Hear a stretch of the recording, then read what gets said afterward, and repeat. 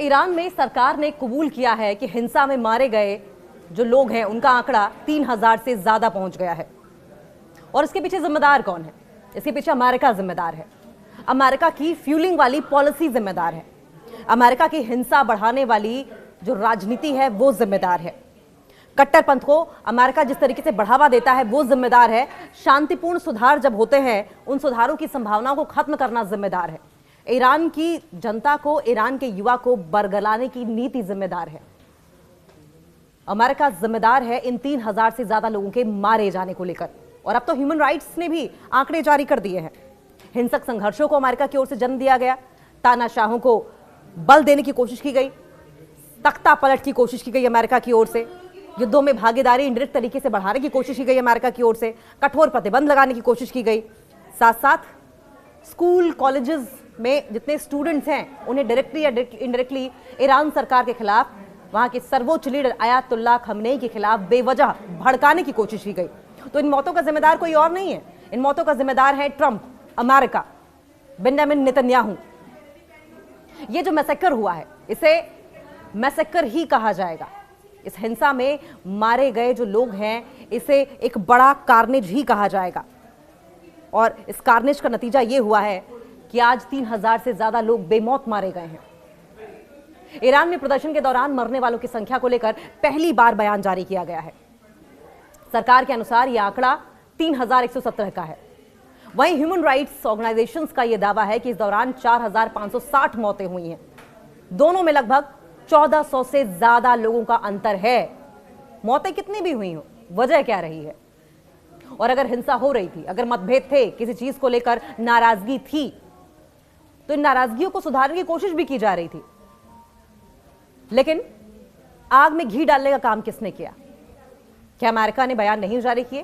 क्या अमेरिका ने नहीं कहा कि अगर ईरान की सरकार इन प्रोटेस्टर्स को हाथ भी लगाएगी तो अमेरिका साथ खड़ा दिखाई देगा? अमेरिका कहां खड़ा है? क्या अमेरिका ईरान आया?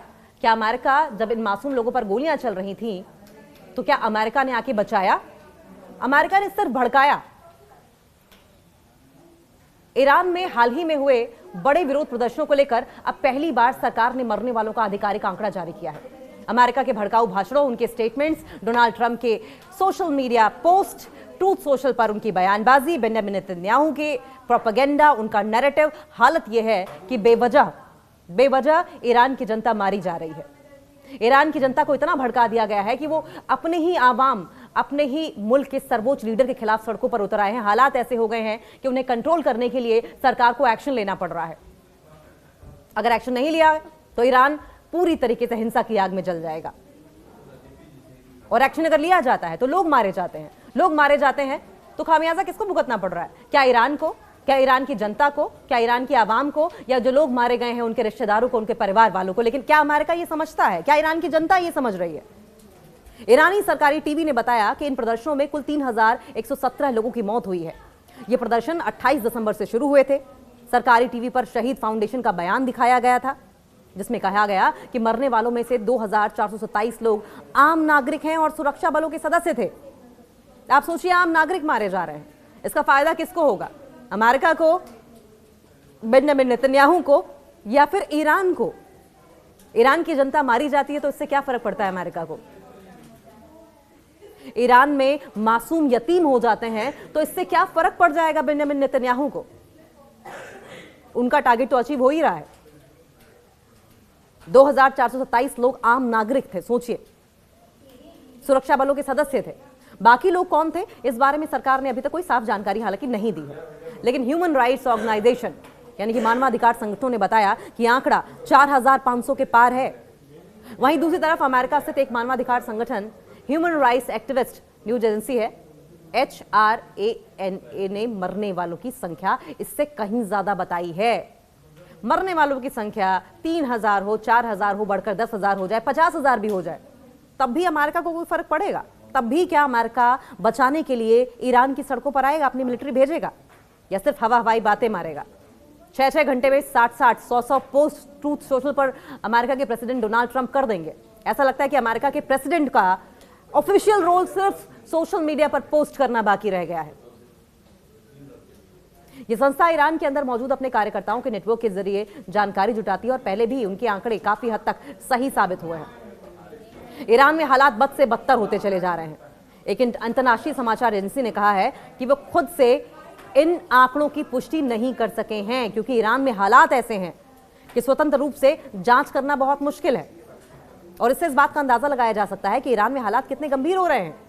और मरने वालों की सही संख्या को लेकर अभी भी सच्चाई पूरी तरीके से सामने नहीं आ पाई है। सरकार और मानवाधिकार संगठनों के आंकड़ों में अंतर ये दिखता है, और ये अंतर दिखाता भी है कि वहां की स्थिति कितनी सेंसिटिव और कितनी जटिल बनी हुई है, कितनी डिफिकल्ट है। और यही तो अमेरिका चाहता था कि वहां की स्थिति सेंसिटिव हो जाए, वहां की इकोनॉमी गिर जाए, लोग सड़कों पर आ जाएं, एक दूसरे को मारने काटने लगे और फिर ईरान बर्बाद हो जाए। ईरान अपनी ही सत्ता को जड़ से उखाड़ने की कोशिश करने लगे, वहां की आवाम बगावती तेवर अख्तियार कर ले। और यही तो अमेरिका की शुरू से पॉलिसी रही है। आप फ्यूलिंग करें, आप रसद सामग्री भेजें, आप डिफेंस आर्टिलरी भेजें, आप पैसा भेजें, आप हथियार मुहैया करवाएं, आप डिप्लोमेटिकली स्ट्रेटेजिकली वहां की सत्ता को कमजोर करने की कोशिश करें, हावी होने की कोशिश करें, देश को कंट्रोल में लेने की कोशिश करें। और फिर भी अगर देश ना माने, क्योंकि ईरान जैसा देश इसे बार बार दशकों से अमेरिका झुकाने की कोशिश करता रहा है और झुका नहीं पाया है, तो आखिरी रास्ता जो अमेरिका अपनाता है वो ये कि जनता को भड़का दो और सत्ता परिवर्तन कर दो। और अब की बार भी अमेरिका की ओर से यही कोशिश की जा रही है। इससे क्या फर्क पड़ता है कि मासूम लोग मारे जा रहे हैं? इससे क्या फर्क पड़ता है कि वहां के बच्चे यतीम हो रहे हैं? इससे क्या फर्क पड़ता है कि महिलाएं वहां की बेवा हो रही हैं? इससे क्या फर्क पड़ता है कि वहां खाने पीने को नहीं है, वहां एजुकेशन की कमी हो जाए, वहां की जनता विकास को तरस जाए, लेकिन हालात ऐसे कर दिए जाएं कि ना कोई घर का बचे ना घाट का बचे। यही तो अमेरिका चाहता है। ईरान सरकार के खिलाफ, वहां के सर्वोच्च लीडर आयतुल्लाह खमेनी के खिलाफ बेवजह भड़काने की कोशिश की गई। तो इन मौतों का जिम्मेदार कोई और नहीं है, इन मौतों का जिम्मेदार है ट्रंप, अमेरिका, बेंजामिन नेतन्याहू। ये जो मैसेकर हुआ है इसे मैसेकर ही कहा जाएगा।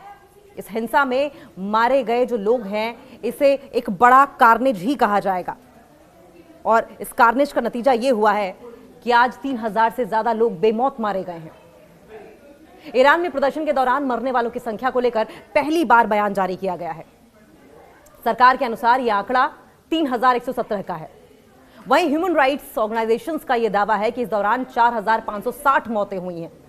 दोनों में लगभग 1400 से ज्यादा लोगों का अंतर है। मौतें कितनी भी हुई हो, वजह क्या रही है? और अगर हिंसा हो रही थी, अगर मतभेद थे, किसी चीज को लेकर नाराजगी थी, तो इन नाराजगियों को सुधारने की कोशिश भी की जा रही थी। लेकिन आग में घी डालने का काम किसने किया? क्या अमेरिका ने बयान नहीं जारी किए? क्या अमेरिका ने नहीं कहा कि अगर ईरान की सरकार इन प्रोटेस्टर्स को हाथ भी लगाएगी तो अमेरिका साथ खड़ा दिखाई देगा? अमेरिका कहां खड़ा है? क्या अमेरिका ईरान आया? क्या अमेरिका जब इन मासूम लोगों पर गोलियां चल रही थीं तो क्या अमेरिका ने आके बचाया? अमेरिका ने सिर्फ भड़काया। ईरान में हाल ही में हुए बड़े विरोध प्रदर्शनों को लेकर अब पहली बार सरकार ने मरने वालों का आधिकारिक आंकड़ा जारी किया है।